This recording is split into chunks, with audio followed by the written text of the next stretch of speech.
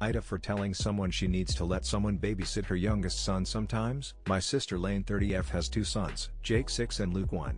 She's a single mom and the boys have two different dads and both are uninvolved. Until Luke was born a year ago, Lane and Jake had their things together that mom son time for them to just bond. Jake loved it, and when it stopped after Luke was born it really hurt his feelings. Lane told him that mom son time had to stop now that he had a brother who needed her time. But where the problem comes in is Lane has no problem sending Jake to me or to our parents or our grandparents while she spends mom-son time with Luke. A few times we have offered to babysit Luke so she can have time with Jake as well, and she has always said no. In recent weeks Lane has been complaining that Jake doesn't seem to like Luke and has shown zero interest in playing with him or interacting with him. She told me Jake refused to sit with Luke when she asked him to so she could get some photos of them, and another day he waited to eat his lunch until she had Luke down for a nap even though she knew he was hungry. She told me Jake won't even touch Luke or look at him. I asked her if she felt like it might be jealousy because Luke gets time with her alone when Jake doesn't. She said no. I told her Jake had asked for mom-son time with her, and she said no. She told me because he's a big boy and Luke is a baby. I told her Jake was still her baby too and deserved her time just as much as Luke. She asked what she would do with Luke and I told her we'd offer to babysit so she could have time with Jake,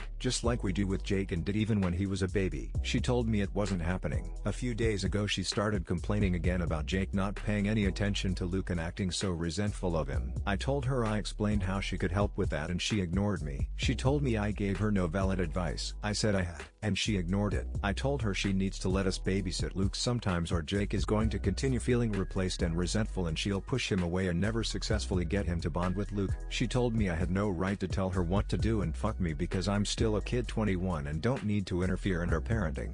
AITA.